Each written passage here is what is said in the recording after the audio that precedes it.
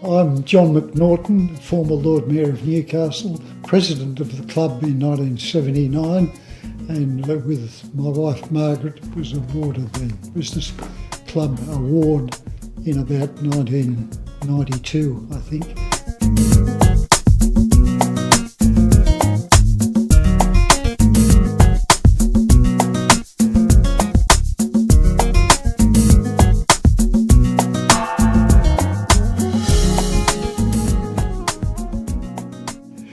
I became involved in a very simple way in about 1972 when I was going out to lunch one day from my office in 17 Bolton Street, Newcastle.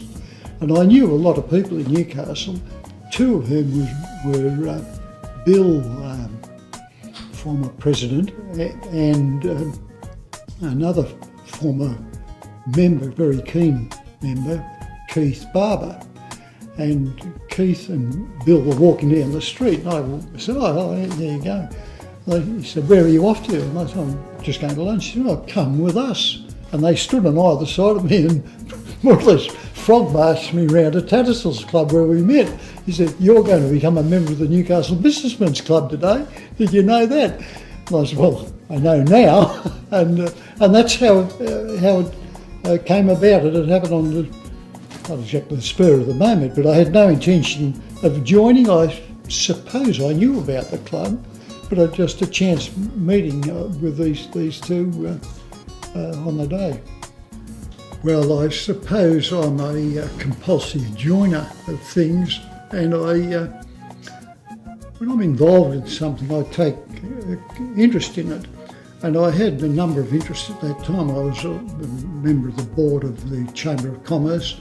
I was a commissioner of the Scouts Association and camp warden of Glenrock Training Camp during the time of the rebuilding of the camp and actually getting the title to that land. I was president of the Hill Community Kindergarten because my footwork was slow, and I got invited to a meeting and everybody ganged up on me and elected me president. And I was involved in quite a number of things like that. So it was, I don't know, some couple of years later I was invited to join the committee, which I did. Enjoyed it very much. Well, the year commenced, as most years do, with a very busy time of organising speakers, and we had some very eminent speakers at that time. Neville Wran was the Premier.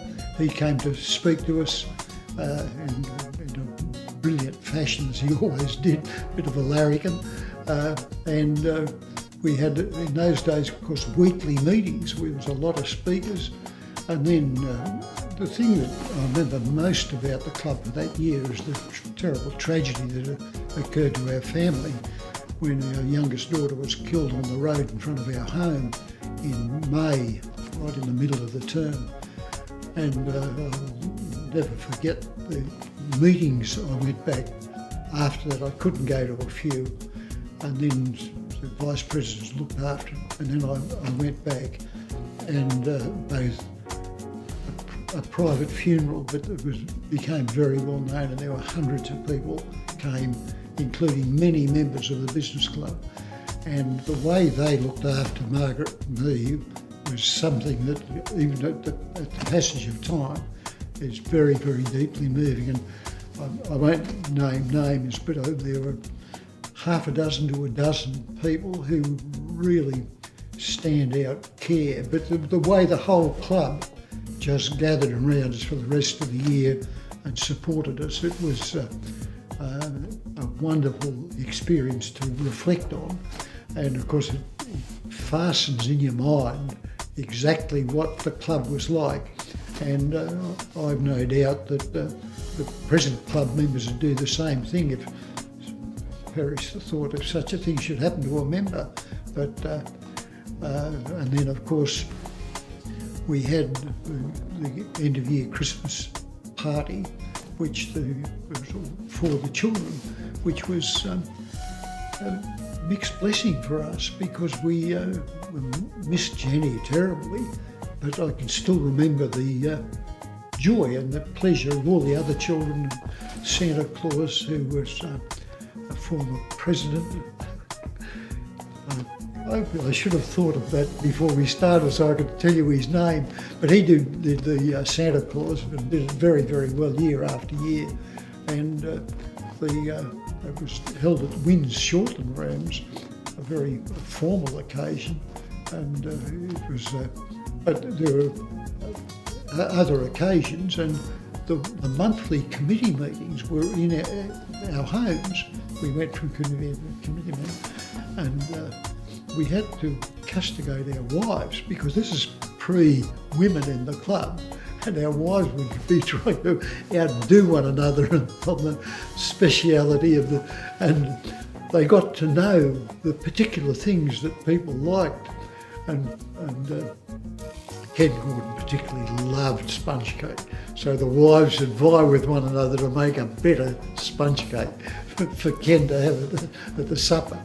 And it was, but going around from house to house month by month, that was probably, with extra committee meetings we had, it was probably 10 to 15 in a year. It was a great experience. But the camaraderie that we had, and of course before we had women in the club, we had a close association with the women who were part of the committee, and does lead me into another thing that I reflect on often, that my partner was Bill Parker. Our firm was called Palmer, Bruin and Parker, and Bill was president when we resolved to welcome women into the club, and it was a big decision because there was a lot of opposition to it, and it took a lot of doing, and it took some years really to achieve it. We've been talking about it, but it was sadly Bill passed away a couple of years ago. But he and Brian Ralph, who was also a past president and has since passed away, were prime movers. I don't say, well, I think they were in doing it, but there was a lot of support for it. But they were the people who put the machine together and made it all happen. A very special pride, of course, is that having our daughter Meg, a past president of the club, and we have a photograph on our piano at home with me standing behind her with a hand on her shoulder, taken on the day that she was confirmed as president at her first meeting, and it was really something of enormous pride to me, because I didn't push her to do it. Both our son Christopher and Meg, Anne was never a member because she moved away from Newcastle to study, and she really has never lived permanently in Newcastle since, so she was never a member. But Chris and Meg were, and Meg, because of her personality and so on, was invited to join the committee, and she's done a lot of work. As a matter of fact, she's just resigned as president of the Workers' Education Association after many years' service on that board and on other boards around the place. And she's we're very proud of our children, of course, but Meg is so well known around the city, and she's such a keen member of the club. She doesn't get along so often these days because of her business, but she has to travel widely for that. But she was a source of great pride to us. And it was a wonderful experience to have a father-daughter combination. And it's the only one. There's number 4, I think, father-sons, but only one father-daughter, which makes me immensely proud. I think the most memorable thing that's happened to the club, in my experience of it, was the admitting women to the club, and in the run-up to that decision being taken, inviting women to come along and talk to us and so on. And I remember particularly Maria Charlton. She was a great speaker for the fact that we should have women in the club, and she persuaded a significant number of men that it ought to be done. And of course it's what saved the club, and it's now such a vibrant club.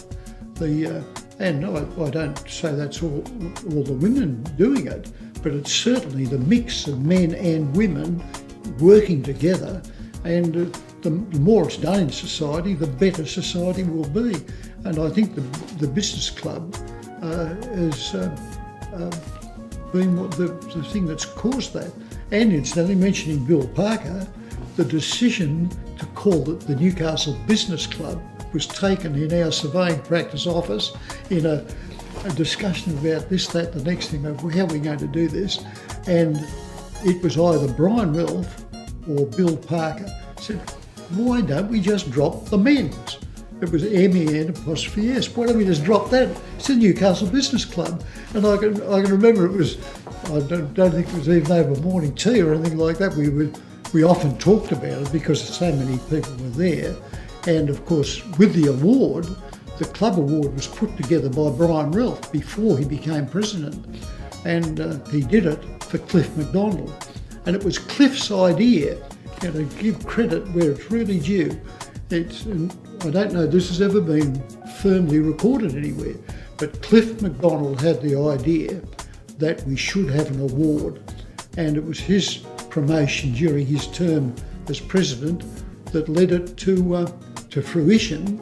And just trying to rack my brains to think who the first one was.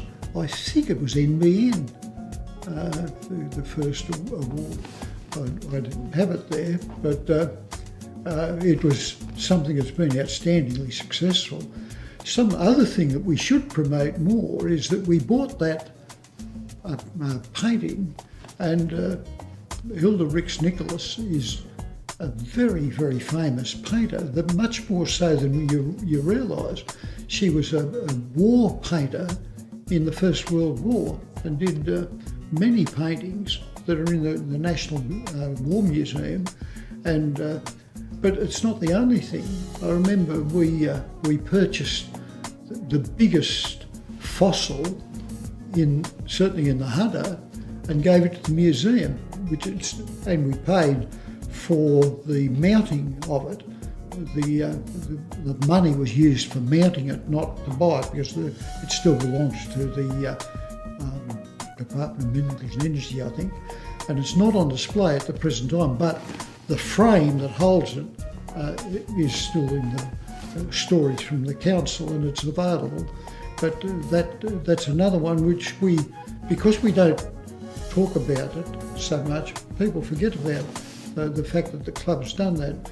I think there's one other thing that we've done similar to that. I can't recall what it is, but the award, and of course I have two of them, one from the City Council that I accepted on behalf of the council, and one with after a term as Lord Mayor and Lady Mayoress had finished, that was to Margaret and me together, and that hangs in our lounge room at home. Well, it's a wonderful achievement for a club to reach a milestone of 85 years, but I was the president of the Institution of Surveyors at its 90th anniversary, and our guest speaker was Sir Zelman Cowan, the then Governor-General, and his comment about an organisation that's 85 years old, that if a person is 85 years old, they are venerable and venerated. But an organisation that's 85 years old is simply mature and can expect to carry on in the past. And I'm absolutely certain that the Newcastle Business Club will continue for another 85 years. Visit www.newcastlebusinessclub.com.au to learn more.